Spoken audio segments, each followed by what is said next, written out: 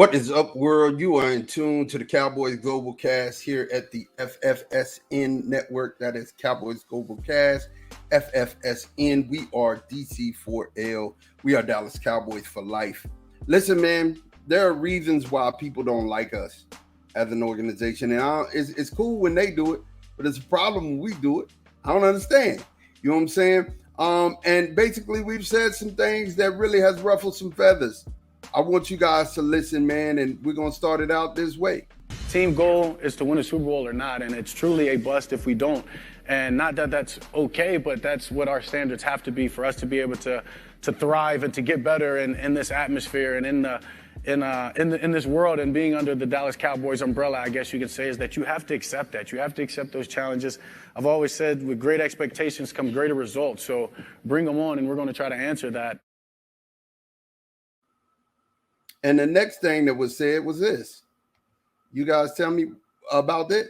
Message are you going to leave for Cowboys Nation as you prepare for the 2023 season? And that's for each one of you. Let's get ready for Vegas.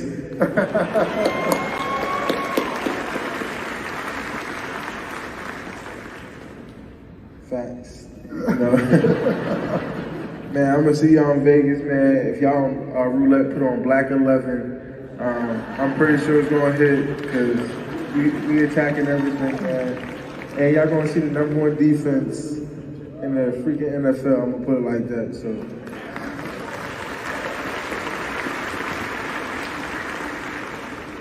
I don't think nothing else need to be said. Well, like they said, the Super Bowl. I want to thank you guys for coming. Man, and then, what's wrong with a team having that type of character, having that type of fortitude, and having that type of confidence in themselves saying, hey, listen, Super Bowl is it for us. That's what we have our mindset on. That's what we have our goal set on.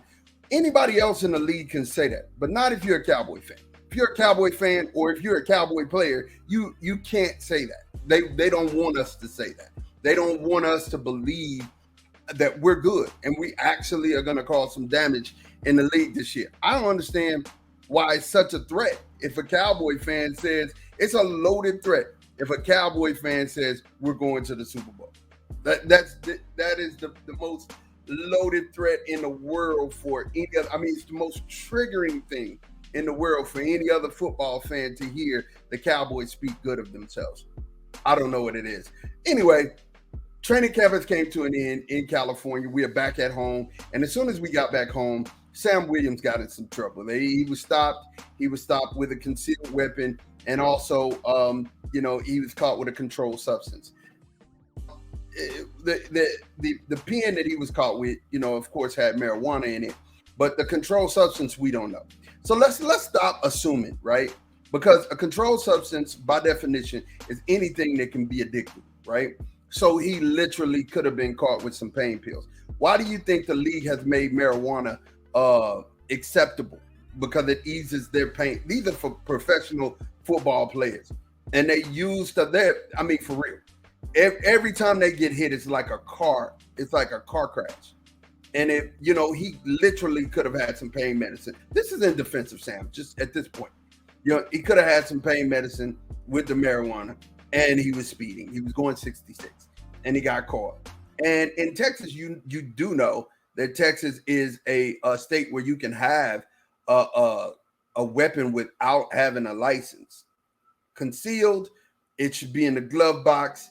It shouldn't be loaded. The ammunition and the gun should be apart from each other, right?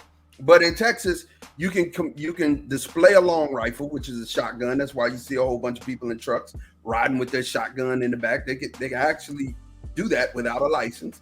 And also, you can carry it in your glove. The weapon and the ammunition has to be separate from one another. That's the law. So, literally, we don't know anything about this case. He's young, right? But the thing that everybody is holding against him is what happened in December. The car crash that happened in December he was going over 100 miles an hour. I get it. I understand, right? I get it totally, wholeheartedly. I understand. I get it. but he's a young man. He's made mistakes. And you at that age, 23, 24 years old, you gotta give the man some type of leeway and some grace, because hey, he made a mistake. But on the flip side of it, we just heard from Dak. We just heard from DeMarcus Lawrence. We just heard from Trevon Diggs. We just heard from Micah.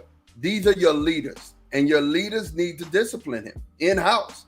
Jerry said that he doesn't expect the NFL to hand down any punishment, and that he doesn't expect them to miss any time.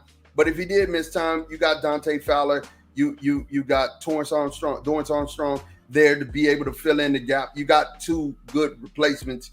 And literally Sam backs up Tank, right? So, Dante backs up Sam. So Dante could kind of step in that place, and we still have a replacement that I think I really love, and he do some work. But my thing is I think these team leaders will definitely jump in his mix and make sure that, from this point on, he's taking care of his business and doing what he needs to do, because this is a team that we believe that can win the Super Bowl. So we have to be focused. We have to be laser focused. We can't do the things that he's trying to do and think that we're going to have success, because it's not going to happen, right? That's not going to happen. Success won't happen that way. The other part of this whole scenario is that, if the league does hand down some punishment, which they could, I think this would be an opportunity for Sam to kind of, get himself back together, find his North Star, and just make his life about football, right? And again, we don't know, what happened, how it happened. We don't know, what the controlled substance was. I don't think he's going to end up getting any trouble, but hey, who knows? Also, this week, DeMarcus Ware is going to go into a Ring of Honor. I'm happy about that. When you gonna let Jimmy in, man? I'm just saying, when you gonna let Jimmy in? It's about time Jimmy get in, but DeMarcus Ware is going in, and that's a good thing. We also had some news that Jalen Tolbert is wide receiver 4. Jalen is going to be wide receiver 4. They have named him wide receiver 4. I said, and if you go back to one of the previous pods, I did say that we want Jalen or Simi to step up and take that 4 definitively. We want them to take up and to stand up and take it with the chest. You know what I'm saying? We definitely need that. That's what we were hoping for.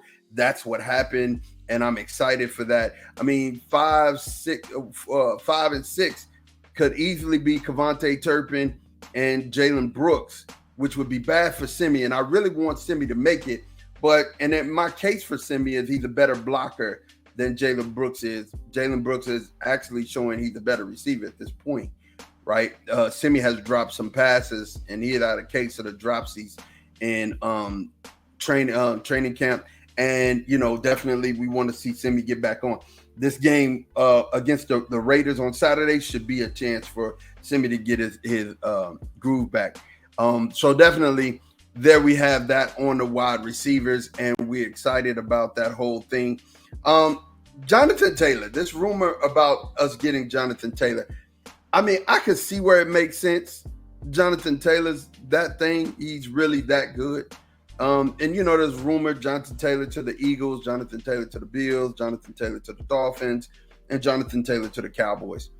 But that would make our running back room 20. And same thing that we were talking about with Zeke, make our running back room $20 million, right?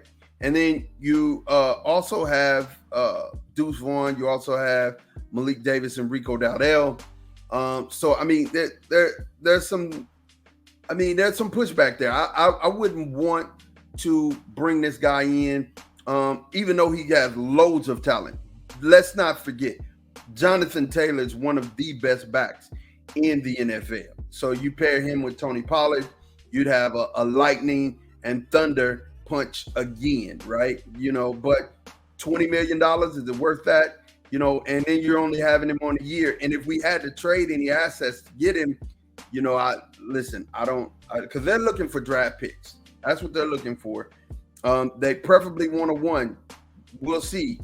But I don't know if, you give up a 1 to not have him that very next year. I don't know if you would do that, and I don't think that's smart at all for the management. But hey, who am I? I'm a person that watches the Cowboys and that loves them. But like I said, it would be nice. It would be nice if you had a Jonathan Taylor, and then who's to say you hold on to Tony Pollard after that? You keep Jonathan Taylor and sign him and move on, or I mean, it's so many possibilities, but I don't see it happening.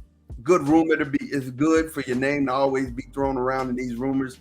Dallas is one of those places where people know, at least the players know, you have a real chance of winning and a real chance of winning a Super Bowl. And everybody's kind of at this point loading up. Everybody's putting more ammunition in their bag at this point. The Giants just got Isaiah Simmons from the Arizona Cardinals, so to play safety. So they're loading up. The division's loading up.